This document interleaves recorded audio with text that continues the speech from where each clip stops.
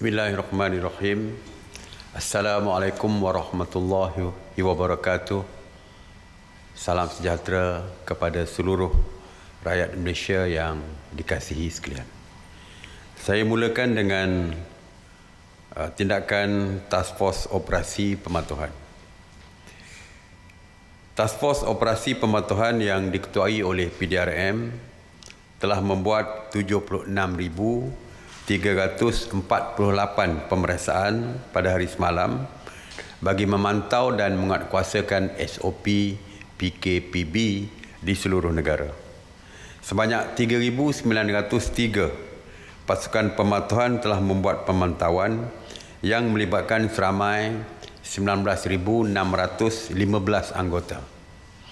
PDRM juga telah mengenakan 138 sekatan jalan raya rentas sempadan negeri di seluruh negara dan memeriksa sebanyak 267,373 kenderaan berbanding dengan 283,677 kenderaan pada hari sebelumnya.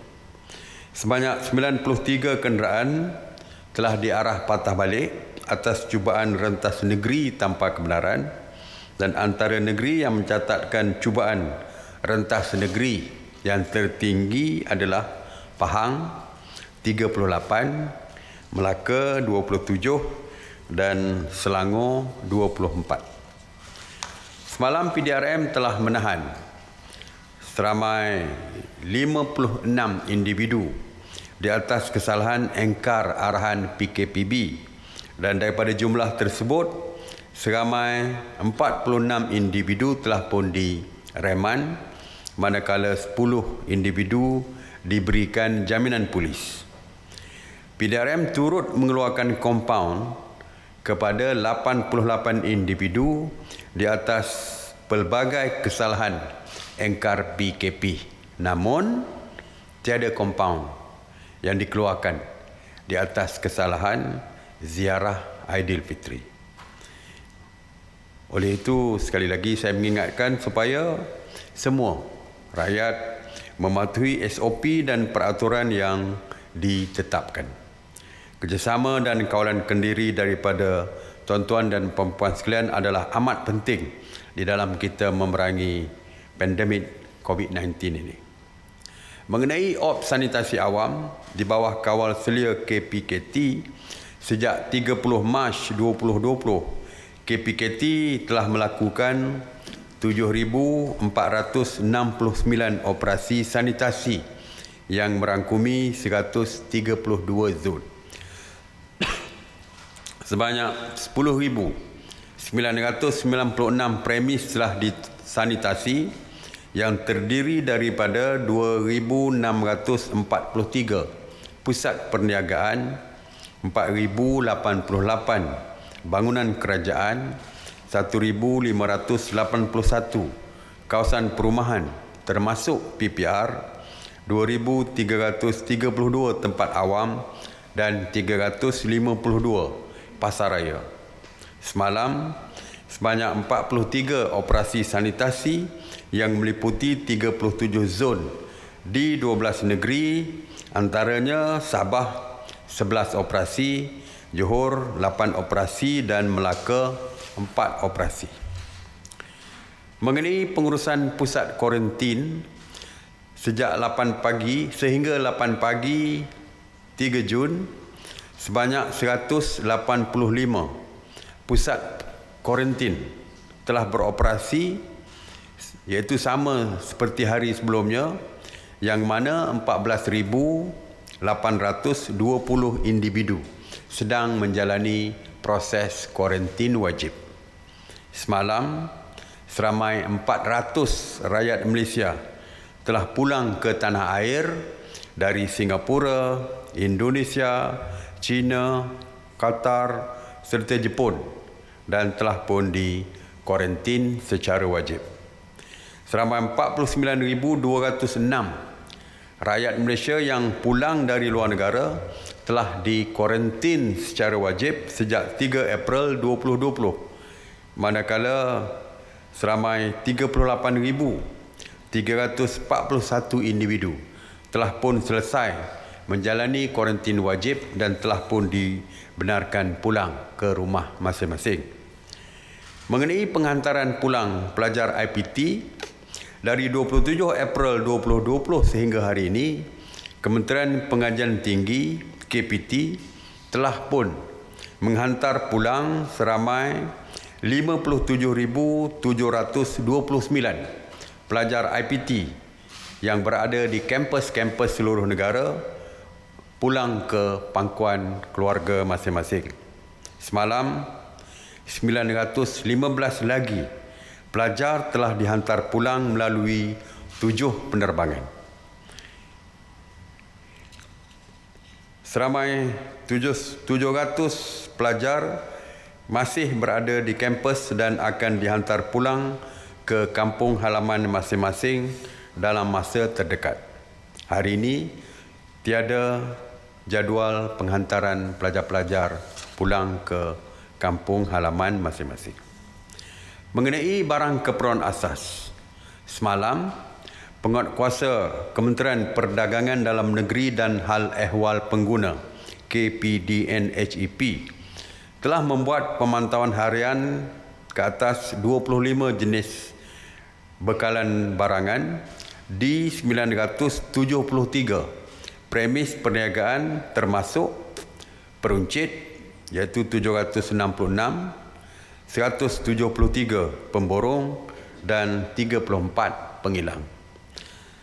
Dari segi pemerhatian, dapatan oleh KPDN-HEP adalah secara keseluruhan bekalan barang keperluan adalah mencukupi dan mampu menampung keperluan di dalam negara secara berterusan dan mudah diperolehi.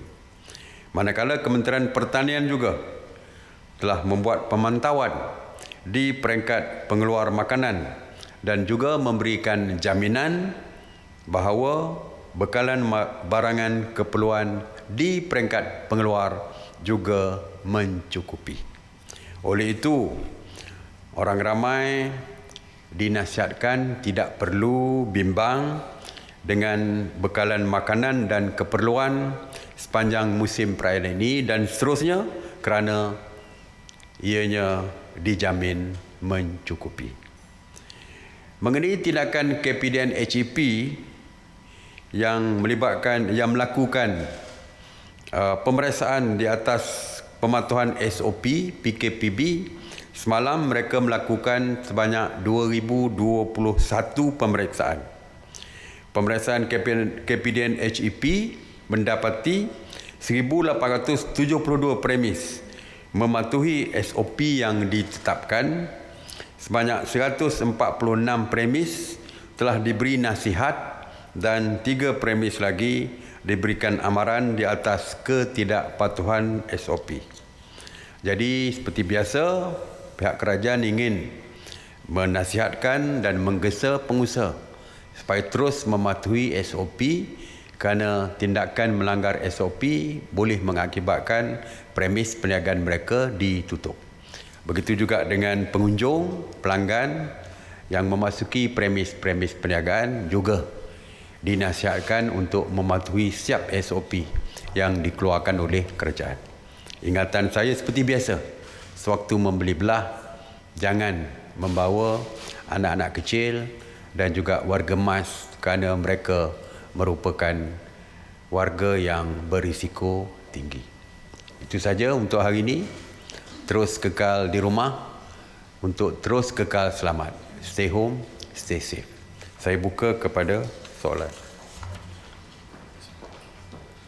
Datuk Seri Faizal dari Bernama.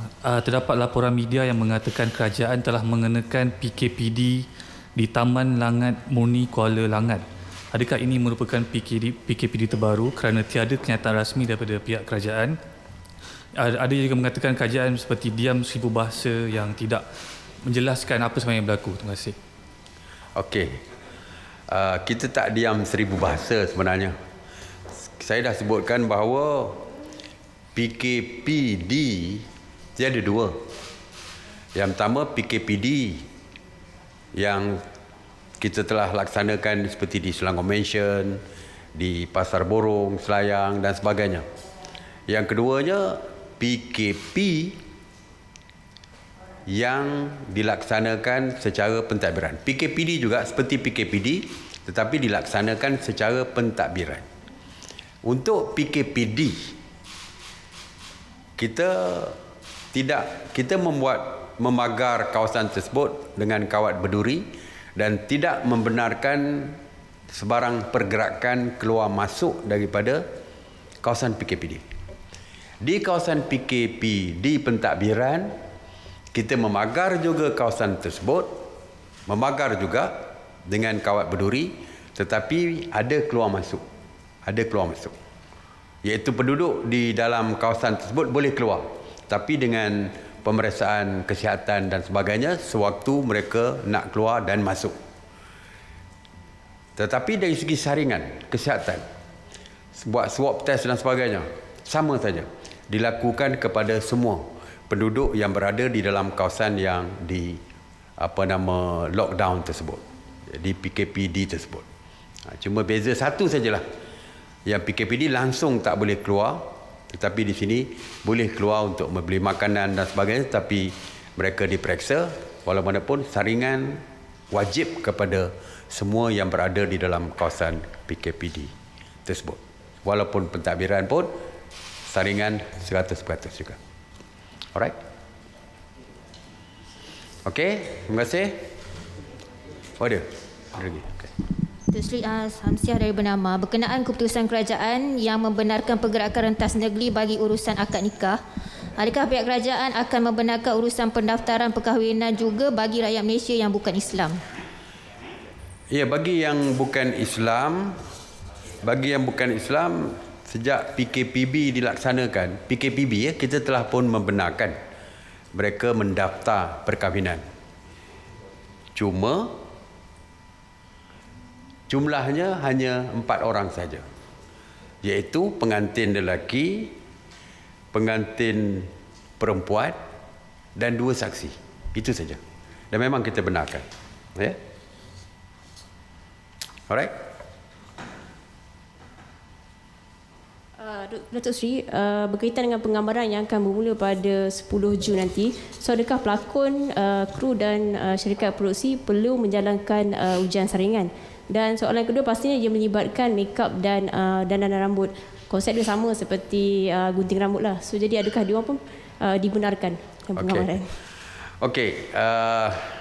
Untuk pelakon dan syarikat produksi dan kru tidak diwajibkan membuat swab test. Ya, kerana seperti saya sebutkan, kita hanya melakukan swab test apabila timbul isu yang berkaitan dengan COVID positif di kawasan tersebut. Kawasan penjara tak pernah pun kita arahkan buat swab test, tetapi berlaku positif COVID positif di penjara Sungai Buloh, maka kita lock the whole block dan kita arahkan supaya semua 600, kalau tak silap saya 600 banduan tersebut membuat swab test secara wajib. Jadi kalau ada kes yang melibatkan COVID positif, barulah kita arahkan untuk membuat swab test secara wajib. Jadi tidak ada kluster penggambaran filem ni, jadi tidak ada memerlukan mereka membuat swab test secara wajib. Walaupun demi keselamatan mereka, kalau mereka secara sukarela untuk membuat swab test kepada pelakon, kru dan sebagainya, kita mengalu-alukannya. Mengenai pendandan bukan penggunting rambut, pendandan rambut. Ada SOP yang telah pun mereka bangunkan, iaitu pendandan tu mesti memakai face shield. Dia berbeza, ada face mask seperti yang kita pakai ni, face mask, face shield yang plastik yang tutup cover semua sekali tu. Itu face shield. Mereka kena pakai face shield, pakai sarung tangan juga, dan peralatan tu khusus untuk setiap individu. Dia tidak berkongsi. Setiap artis tu berbeza dengan artis yang lain. Special peralatan untuk make up dan sebagainya tu berbeza-beza setiap artis yang berkaitan. Jadi tidak ada percampuran dari segi alat makeup dan sebagainya, tidak ada. Dan lebih-lebih lagi yang pentingnya adalah face shield yang perlu dipakai oleh pendandan tersebut.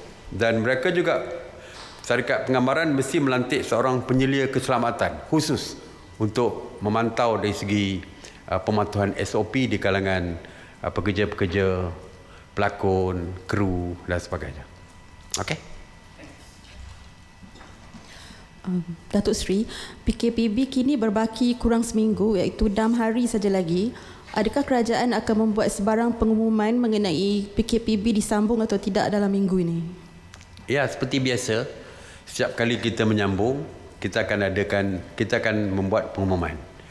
Setakat hari ini kita belum tahu lagi kerana belum ada perbincangan untuk sambung atau tak sambung. Once keputusan dah dibuat, kita akan umumkan. Sambung pun kita umum, tak sambung pun kita umum. Jadi tunggulah apabila pengumuman tu dibuat nanti. Datuk Seri, adakah guru sudah dibenarkan bertugas kerana terdapat maklumat dari guru yang terima arahan bertugas ramai 20 orang di sekolah dan mereka diarah berada dalam daerah bertugas sebelum 9 Jun? Ya. Sekolah masih bercuti. Ya, sekolah masih belum dibuka.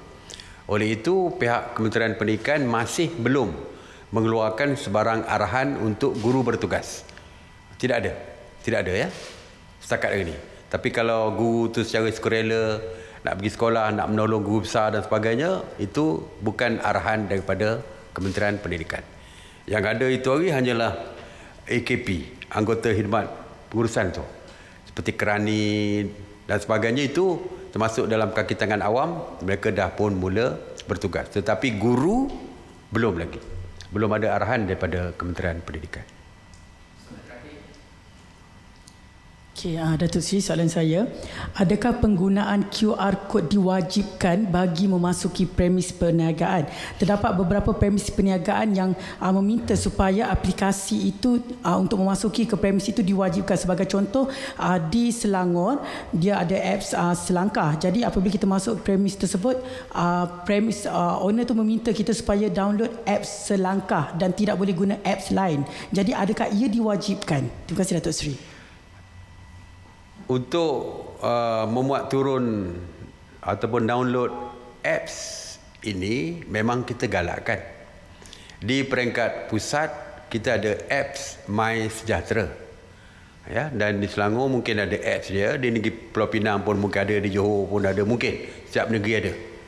Untuk mempermudahkan urusan kita galakkan. Tetapi bukan sesuatu yang diwajibkan. Sebab kalau sesuatu yang diwajibkan, mesti dia terdapat di dalam peraturan Akta 342. Yang ini tidak ada. Seperti juga memakan topeng dan topeng muka dan sebagainya, digalakkan. Macam apps ini untuk mempermudahkan. Mungkin ramai yang tidak bersetuju, tak berapa suka kalau data peribadi dia seperti nombor telefon dan nama penuh diambil. Jadi dia tak apa suka. Jadi untuk mengelakkannya daripada memberikan nama penuh, tulis nama penuh, tulis nombor telefon, gunakan QR code melalui apps yang kita telah pun perkenalkan. Tetapi kalau mereka tidak ada QR code, arahan kita tulis nama dan juga nombor handphone. Itu saja. Jadi wajib tu tak boleh. Ini mungkin peraturan yang diperkenalkan oleh negeri. Dia ianya bertentangan dengan SOP dan juga Akta 342 yang telah pun diperkenalkan dan juga peraturan-peraturan lain yang dikeluarkan oleh MKN. Jadi saya harap pihak negeri perlu peraturannya perlu samalah dengan kerajaan persekutuan. Ada negeri yang kita dah benarkan buka restoran sehingga 10 malam. Ada negeri yang masih tidak lagi. Jadi ada yang pukul 7, pukul 8, berbeza-beza. Kalau boleh, eloklah diselaraskan dengan kerajaan persekutuan. Okey. Terima kasih. Assalamualaikum warahmatullahi wabarakatuh.